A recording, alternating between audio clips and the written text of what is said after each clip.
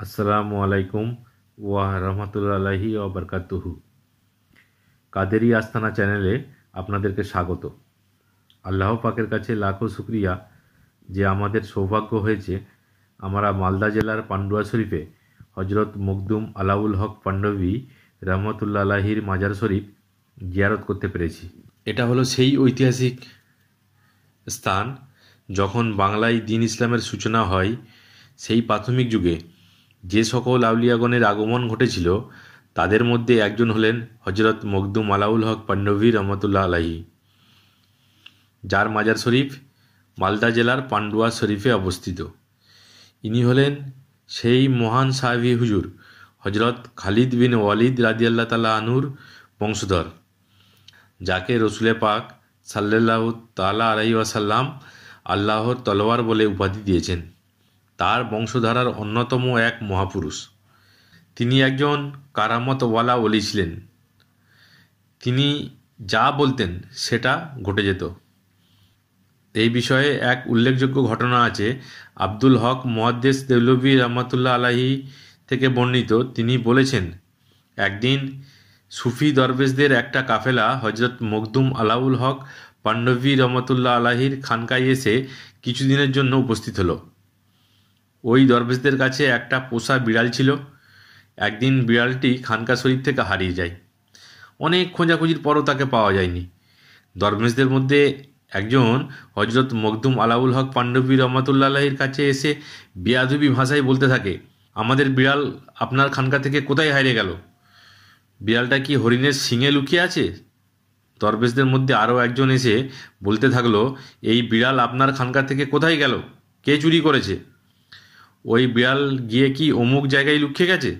অমুক বলতে ওই ব্যক্তি সে নোংরা ভাষা উল্লেখ করে। বাস্তবে এরা কেউ দরবেশ ছিল না, সব কজন ছিল ভণ্ড ব্যক্তি।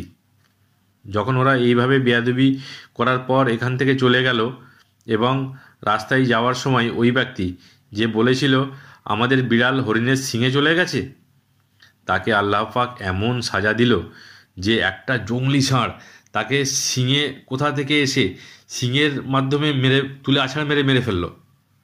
আর যে বলেছিল যে আমাদের বিড়াল অমুক জায়গায় চলে গেছে, আল্লাহ পাক তাকে এমন কঠিন রোগে আক্রান্ত করলো যে তার লজ্জাস্থান ফুলে গিয়ে সে মারা যায়। সেই জন্যে বলা হয় আল্লাহর অলিদের সাথে বেয়াদবি কখনো করা উচিত নয়। যারা আল্লাহ পাকের অলিদের সঙ্গে বেয়াদবি করে আল্লাহ পাক তাদেরকে কঠিন থেকে কঠিন সাজা অবশ্যই দিয়ে থাকেন। হজরত আলাউল হক পাণ্ডবী রহমতুল্লাহ আলাহি তিনি 1301 খ্রিস্টাব্দে জন্মগ্রহণ করেছিলেন এবং তার নির্দিষ্ট ইন্তেকালের তারিখ উল্লেখ নেই। সম্ভবত তিনি 1384 থেকে 1398 খ্রিস্টাব্দে ইন্তেকাল করেছিলেন। তার উরুসে পাক রজব মাসের 23, 24, 25 তারিখ পালিত হয়। ইনার পীর মুর্শিদ হলেন আইনায়ে হিন্দ হজরত উসমান আঁখি সিরাজউদ্দিন রহমতুল্লাহ আলাহি, যিনি বাংলায় চিস্তিয়া তরিকার প্রতিষ্ঠাতা। হজরত আইনায়ে হিন্দের পীর মুর্শিদ হলেন হজরত নিজামুদ্দিন আউলিয়া রহমতুল্লাহ আলাহি। মহানবী সাল্লাল্লাহু তাআলা আলাইহি ওয়ালিহি ওয়াসাল্লামের বংশধারায় এক উজ্জ্বল নক্ষত্র। তিনি হলেন সুলতানুল হিন্দ খাজা গরিবে নওয়াজ রহমতুল্লাহ আলাহি, যার পদধূলির সদকায় এই উপমহাদেশে দ্বীন ইসলাম প্রতিষ্ঠিত হয়েছে। সুবহান আল্লাহ, সুবহান আল্লাহ। আরও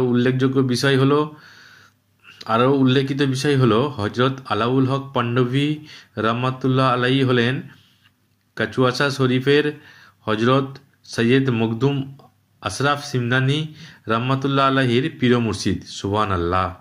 মাজার শরীফের ঠিক পশ্চিম দিকে একটি হলুদ ঘর রয়েছে।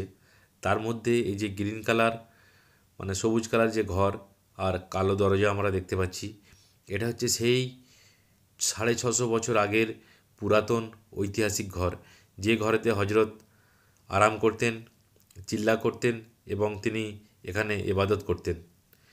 সুবহান আল্লাহ। এখনও সেটা অবশিষ্ট রয়েছে। মাজার শরীফের ঠিক দক্ষিণ প্রান্তে এদিকে আমরা দেখতে পাবো অসংখ্য সমাধি রয়েছে।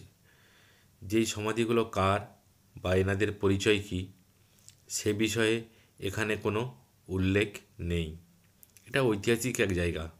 বর্তমান সময়ে এখানে অনেক হোটেল হয়ে গিয়েছে, কম খরচে খাওয়া দাওয়ার ব্যবস্থা রয়েছে। যদি মাজার জিয়ারত করতে চান অবশ্যই আসুন, পান্ডুয়া শরীফ ঘুরে যান।